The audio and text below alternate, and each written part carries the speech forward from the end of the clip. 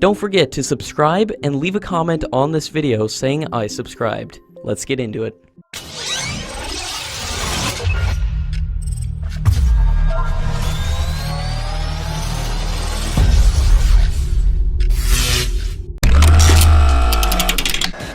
According to media reports, the 11 base repair depot will hand over the first overhauled Su-30 aircraft to the operational squadron of the Indian Air Force.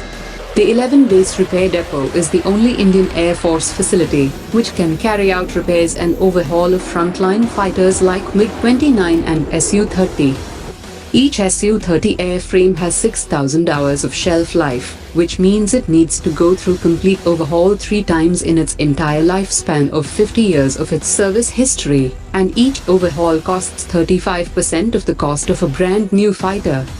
The Indian Air Force will require to overhaul at least 30 aircraft every year by 2030, and only Hindustan Aeronautics had the overhaul facility for the Su-30 till now, and the addition of the 11 base repair depot will increase the overhaul capacity. With the projected delivery of the indigenous aircraft carrier INS Vikrant scheduled for 2023, the Indian Navy could go with the 5th generation fighter jets for the carrier. According to an official, by the time the aircraft carrier is commissioned in the service, the navies around the world would be operating the 5th generation aircraft, and not the 4th generation platforms like F-18, Rafale aircraft, or the Swedish Gripen. The high-level delegation led by UAE Minister of State for Defense has shown interest on buying the Akash system, which has been indigenously made by the Defense Research and Development Organization. If the system is exported to United Arab Emirates, it will be the first time that India would have exported such a system to a Gulf country.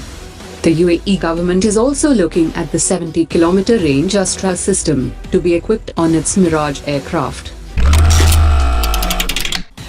Belgium has said that it had chosen Lockheed Martin's F-35 over the Eurofighter Typhoon because of its price, to replace its aging F-16 fighter jets. The decision is a setback for Eurofighter program, and also means the rejection of an informal French offer to sell the Rafale aircraft built by Dassault Aviation.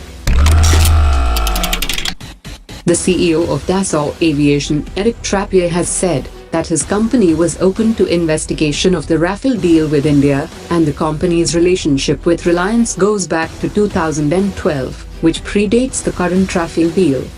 He also added that the business with Reliance Group would amount to rupees 850 crores, and the number of 30,000 crore rupees offset is totally inaccurate. The Defense Minister has said that the details about offset partners will be known with the procurement of Rafale aircraft.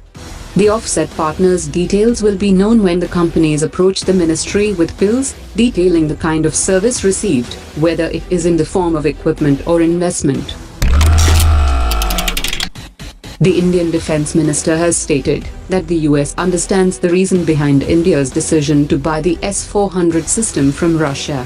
She also added that Russia has been an ally of India for several decades, and India has also been procuring equipment from the US from some time, and India believes in keeping its options for acquiring resources very varied. The Indo-Tibetan Border Police has sent a proposal for comprehensive integrated border management system to the Ministry of Home Affairs. This system will be integrating the communication response from every sector, and will help in better response time. The Indo-Tibetan Border Police has also introduced a system of specific exercises, which would help in the planning and management of any eventuality related to the northern borders. The Boeing India president has said that the country's defense offset policy needs an overhaul. He also added that the defense offset policy has the potential to accelerate the Make in India for aerospace and defense, if few relatively simple adjustments can be implemented, which can release the full potential of India's capacity and capability to become a global player in defense. The National Security Advisor Ajit Doval has said that India needs a strong, stable and decisive government till 2030, and asserted that weak coalitions would be bad for India. Strong, stable and decisive government for the next 10 years. Let there be no doubt about it.